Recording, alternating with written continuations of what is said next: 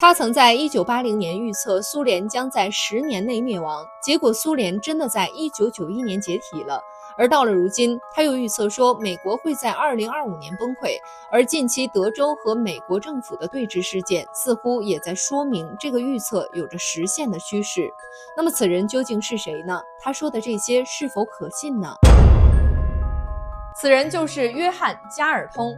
作为当代最著名的3大预言家，也被世人誉为和平学之父。1930年秋，加尔通出生在挪威奥斯陆的一个中产家庭。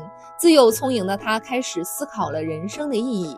因为生长于2战时期，所以他深知战争的危害性与破坏性，因此一直致力于推动世界的和平。1957年，加尔通获得了奥斯陆大学的社会学博士学位。随后，在他29岁那年，他成立了世界上第一个关于世界和平的研究机构——奥斯陆和平研究所。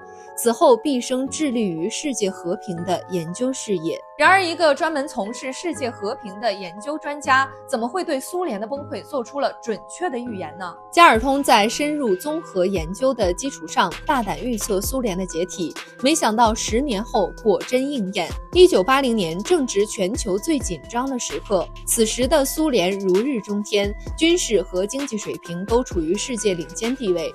当时为了和美国竞争谁才是地球一哥宝座，两国大搞军事竞赛、太空竞赛等等一系列竞争。因为这一时期没有发生战争，所以也被称之为冷战时期。这时候的各国都在猜测谁会笑到最后。可加尔通却突然发言，称柏林墙会在10年内倒塌，而随着这个事件开始，作为东欧领头羊的苏联也会全面瓦解。此言一出，立刻遭到国际社会的不解和嘲讽。但加尔通却表示，自己是通过对国际形势的分析，最终才做出了这么一个综合的预测判断。后来，随着1989年柏林墙的倒塌，苏联也在2年后正式宣告解体，直接印证了他的分析没有错。而如今年逾古稀的加尔通，关于美国的预测又是因为什么呢？年近70岁的加尔通又做出大胆的预测，称美国将在2025年全面崩溃，再次震惊国际社会。2000年，加尔通又向世人做出了一个惊人的预言，美国将在2025年全面崩溃，随后发表文章详细解释了具体原因。加尔通通过分析得出，美国虽然是当今世界的头号强国，但由于国内贫富差距不断扩大，将最终引发国内严重的经济危机。加尔通又进一步指出，一旦美国的经济发展由于自身经济危机影响世界，